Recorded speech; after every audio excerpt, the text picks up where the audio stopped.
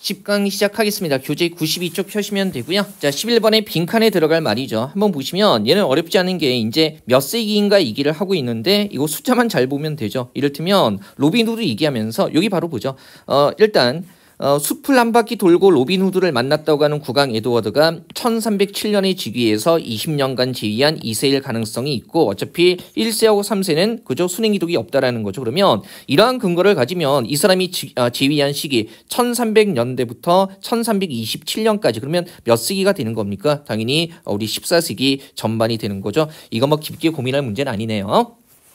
자, 이번 보시면 적절한 거 찾는 거고요. 바로 보죠. 영개념의 발명, 그 다음에 성경의 신성성을 부각하기, 예수의 신성성을 부각하기 위해서 부활 시점을 활용했다. 그리고 이제 프랑스어 요게 영개념이 들어오기 전에 셈법, 그 다음에 요 말이 뭡니까? 올림픽 주기, 뭐 짧아졌는지 확인하면 되겠네요. 일단 한번 보시면 성경에서 이제 예수의 부활을 뭡니까? 예, 실제로는 뭐예요? 가만히 한번 보니까 실제로는 48시간 정도가 되는 건데 48시간이 채 되지 않는데 사흘이라고 얘기를 하고 있다 그러면 신성성을 부각하기 위한 것일까? 선택지 2번과 관련이 되죠. 근데 여기에는 수를 세는 방식의 차이 때문에 그렇다는 거니까 신성성을 부각하기 위해서 부활 시점을 활용한 건 아니고 그 다음에 영개념은 13세기가 되어서야 유럽으로 들어왔다고 나와 있지 발명됐다는 얘기 없어요. 그러면 이 영개념이 들어오기 전에 시간의 길이를 1부터 셈했기 때문에 성경에 사흘 만에 예수가 부활했다고 얘기를 하고 있다는 거고요. 그죠? 그다음에 이렇게 시간의 길이를 1부터 셈했던 흔적이 현대 언어에 올림픽 주기에 해당하는 4년, 그다음에 프랑스어 등등에 남아 있다라는 거죠. 그러면 여기 프랑스어에 1부터 세는 흔적이 남아 있다는 거니까 3번은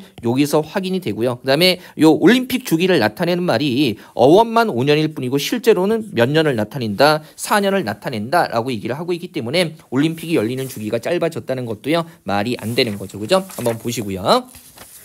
자, 13, 14번 뭐 어휘 문제, 문맥적인 의미 찾는 문제가 들어가 있는데요. 이것도 이제 의미를 추론해야 되기 때문에 여기에서 한꺼번에 묶어서 보겠습니다. 자, 적절한 거 찾는 거고요. 일단 보니까 개의 인두 길이, 인간의 인두 길이. 그죠? 그다음에 침팬지의 인두, 인간의 인두. 그리고 녹색 원숭이와 침팬지의 의사소통. 그리고 침팬지 초당 10여 개의 소리 이렇게 나와 있는데요. 한번 보시면 그죠? 앞에 한번 보면 일단 첫 번째 문단에 녹색 원숭이, 침팬지 나와 있기는 한데 얘네가 뭐예요? 의사소통할 수 있다는 건 확인되지 않아요. 그죠? 그 다음에 이 문단 한번 보시면 침팬지와 인간의 유사성 얘기를 하고 있는데 게놈의 98%라고 얘기를 하고 있기 때문에 인두가 아니죠. 그죠? 이거 의외로 쉽죠. 그 다음에 조금만 더 가볼까요? 앞부분에 보시면 인간의 발성기관이 초당 10여 개의 소리를 만들어낸대요. 그러면 4번에 침팬지가 아닌 거죠.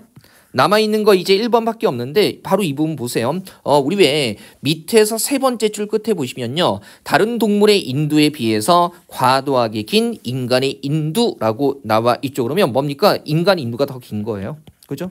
이거 그냥 이렇게 헷갈릴 이유 없기는 한데 그죠? 동물보다 인간의 인두가 더 길다 그러면 뭡니까? 개, 동물의 인두 길이가 인간의 인두 길이보다 짧다라는 거 해가지고요. 1번 바로 직접적으로 확인이 되고요. 자, 그럼 14번은요. 같은 제시문에서 이제 밑줄 친 소재의 문맥적 의미를 파악하는 건데 우리 왜 지금 가 같은 경우가 인간만이 낼 수 있는 소리가 되는 거고요. 그 다음에 보면 기억의 소리는 당연히 동물의 소리고요. 그 다음에 단어에 대해 소리 낸다라고 했을 때 뭡니까? 침팬지가 사람처럼 말하도록 하는 건 불가능하다 그러면 이 니은의 소리도요. 그죠? 동물이 내는 소리가 아니라 인간만의 소리가 되는 거고요. 디귿 역시 인간의 발성기관이 내는 소리, 그 다음에 세밀하게 통제되는 소리, 이거다 인간의 소리가 되는 거죠. 그래서 이거 금방 확인될 거고요.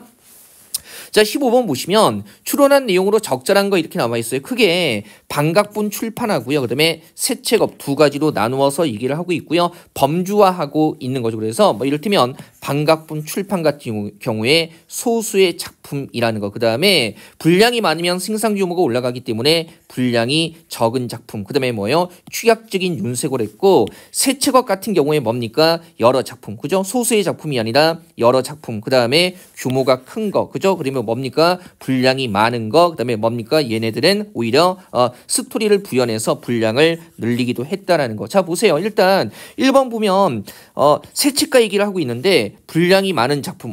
세책가는 뭡니까? 분량이 많은 작품을 오히려 좋아했다고 나와 있기 때문에 이것을 취급하지 않았다. 같은 범주 있는 거 부정했으니까 이거 안 되는 거죠. 그죠? 요거 1번 바로 확인되고요. 그 다음에 역시 세책업자 얘기를 하고 있어요. 그러면 책을 선정할 때 분량이 적은 작품은 어디가 되는 겁니까? 그죠? 분량이 적은 건 뭐예요? 예, 우리 반각본 출판이기 때문에 이것도 안 되는 거예요. 분량 적은 건 얘는 오히려 반각본 출판이죠.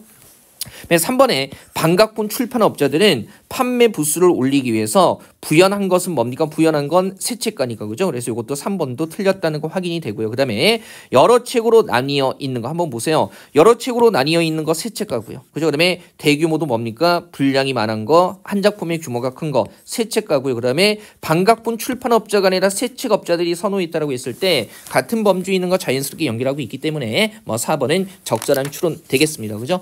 추론이 조금 더 내용이 사실적인 읽기보다 어려워지는 내용들이 있는데 일단 전반부 문제는 쉽죠.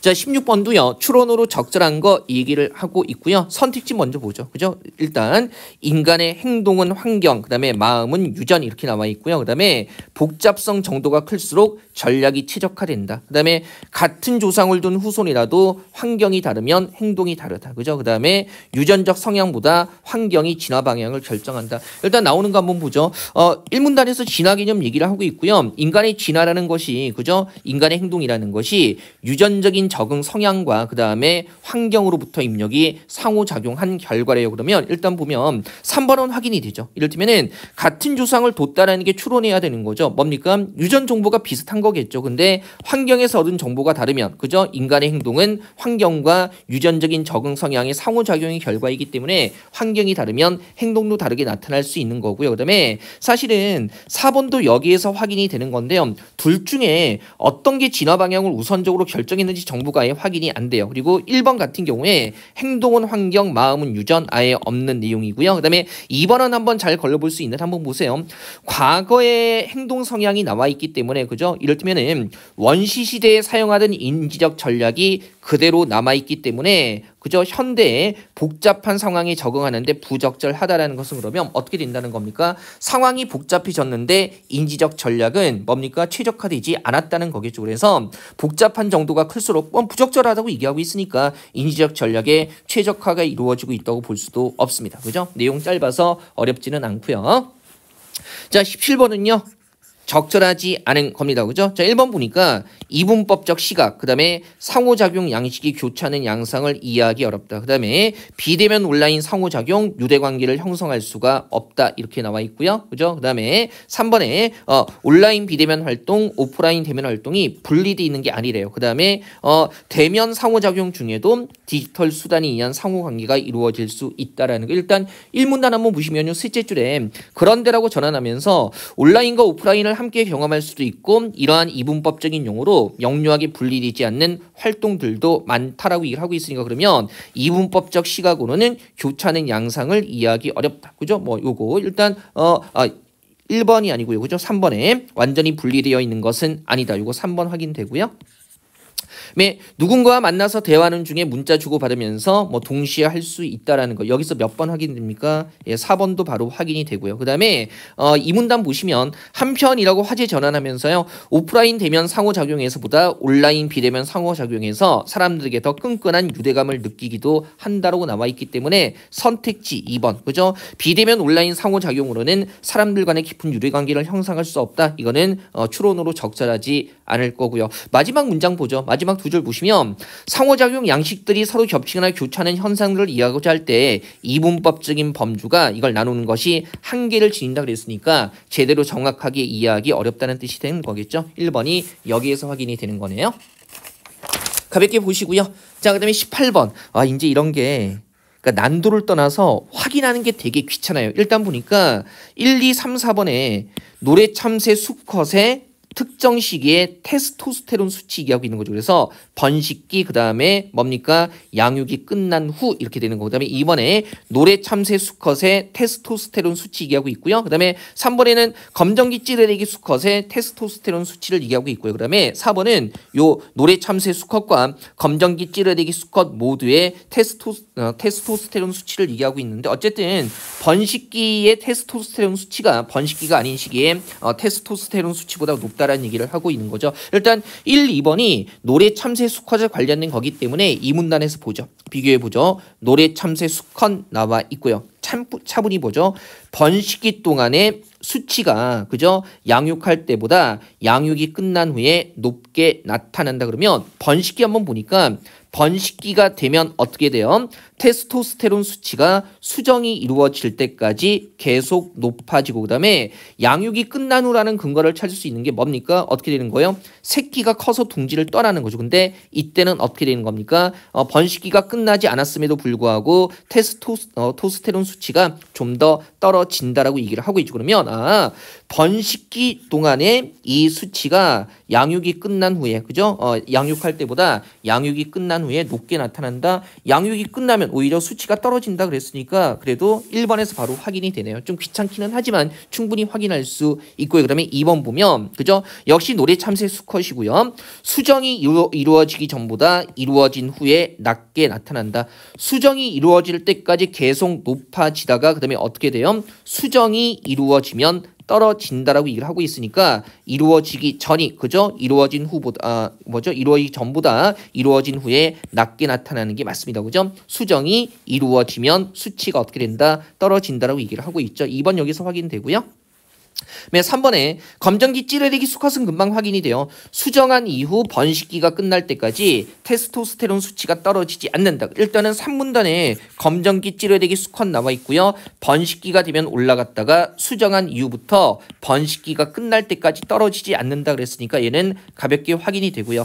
답은 금방 확인이 됐지만 4번에 보면 모두 번식기의 테스토스테론 수치가 번식기가 아닌 시기의 수치보다 높다. 그죠? 그러면 번식기의 테스토스테론 수치 보면 그죠? 일단 노래 참새 수컷 같은 경우에 번식기가 끝나면 테스토스테론이 거의 분비되지 않고요. 그다음에 번식기가 끝나지 않았는데 약간 떨어지기는 하지만 어쨌든 번식기 동안에는 뭡니까? 테스토스테론이 있는 거고요. 그러면 일단 번식기 동안에 테스토스테론 수치가 높다라고 얘기할 수 있을 거고요. 그다음에 검정기 찌르레기 수컷은 금방 확인되는 게 번식기가 끝날 때까지 떨어지지 않는다 그랬으니까 그러면 뭡니까? 번식기가 아닐 때보다 번식기일 때 테스토스테론 수치가 더 높다라는 게 확인이 되는 거죠. 그래서 한번 보시고요. 19번 지금까지 본 문제 중에 난도가 상급에 해당하는 문제가 거의 없고요. 다만 이제 19번은 좀 많이 틀린 문제기는 합니다. 한번 보시면 빈칸에 들어갈 내용 바로 물어보는 거고요. 여기서 고정을 잘 봐야 되는데 일단 잘 보세요. 고정은요. 그죠? 글을 읽을 때 생소하거나 이해하기 어려운 단어에 주시하는데 이때 고정이 나타난다는 거. 그다음에 잘 보면 뭐가 나와요? 그죠? 자, 일단 고정이 나타날 때는 뭐예요? 의미를 이해하려는 시도가 이루어진다라고 나와 있고요. 그다음에 읽기 능력 하위 집단이 A고 평균 집단이 B예요. 그래서 일단 보면 평균 고정 빈도라는 것은 누가요? 그죠? A 집단이 2배 많은 수치를 보였다. 그죠? 이게 더 많은 거고요. 그다음에 그런데 평균 고정 시간 나눗셈 고민할 필요 없죠. 평균 고정 시간은 뭐가요? B 집단이 높았다라는 거. 그러면 고정 빈도는 A, 즉 뭡니까? 하위 집단이 더 높았고 그다음에 고정 시간은 B 집단, 평균 집단이 높았다는 건데 일단 얘기하는 게 연구진은 이를 종합해서 읽기 능력이 부족한 독자 뭐예요? 부족한 독자는 평균이 아니라 하위 집단이겠죠. 그래서 A 집단인 거고요. 그다음에 난해하다고 느끼는 단어들이고 우리 왜 고정이라는 것 자체가 이해하기 어려운 단어에 주시할 때 그때 고정이 되는 거고 그러면 A 집단이 평균 고정 빈도가 더 뭡니까? 많았다라는 것은요. 어렵다고 느끼는 단어가 많았다는 거죠. 그래서 난해하다고 느끼는 단어들이 어땠습니까? 많았다 이렇게 되는 거죠. 그래서 일단은 더 많지만 그죠? 이게 주어까지 담고 있으면 되는데, 그죠? 이거를 여기서 주어를 줘가지고, 그러니까 A 집단이 고정 횟수가 더 많은 거니까 난해하다고 느끼는 단어들이 더 당연히 일단 많다는 개념이 들어가야 되는 거고요. 그 다음에 이렇다는 결론이라고 했을 때 평균 시간이 나와 있는데 시간 자체는 뭐가요? A 집단이 더 적었죠. 그래서 일단